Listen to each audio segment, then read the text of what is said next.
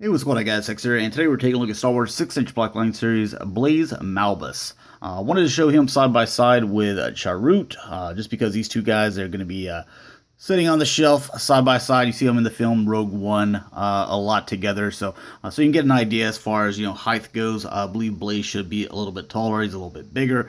One thing that I forgot to mention in the Charut video is that the weapon, how it's like this, but it can kind of go like this, where it's a crossbow, so it does that on both ends. Just forgot to mention that, so I apologize for that. I'm sure someone will point it out, and then they'll watch this video. But anyways, taking a little 360 of this guy.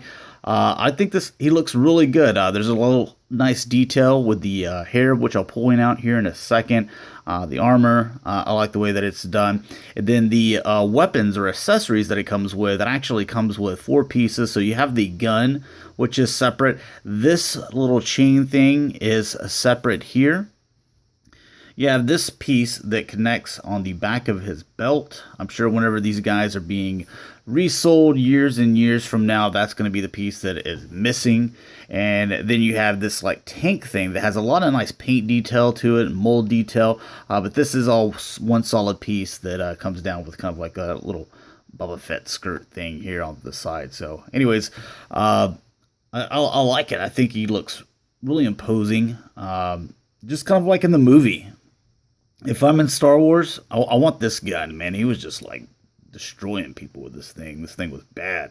As soon as they come through the door, like you take out 20 guys. So, anyways, let's take apart the accessories so we can you can exactly see what he comes with, and just kind of connected everything here. So first off, this is the thing that I was talking about earlier that years from now, whenever these things are being sold and people start losing accessories or their kids play with them, whatever, it's just so small and you barely notice it. And again, like that just connects, right back here, and plug that in. This right here as well. There's the gun, so it plugs in like that, and then back here as well, it'll plug in right there. And they're solid connections as well, so let's take a look at this piece right here. Look at all the paint detail. There's more paint detail in this than what Hasbro does with some of their Transformers figures, which is really sad because they're both made by Hasbro. But you can see that you got the silver here, the red, and then you have silver with copper over it, so you can even see the silver in between. More silver, red up here, and then you can see again more silver, more red. It's just wow, there's a ton of paint in this. So excuse me. All right, so getting down to the face, I think the face actually looks like the character in the film. Apologize, I don't know what his name is, but you can also see like where he's got the little pigtails, or I guess is what we can call them. You can see that there's some brown paint in there to where kind of resembling that they're kind of wrapped up or tied up, so you can see it a little bit better on this end over here. I like the goatee and everything, and then you can see the little get that focus.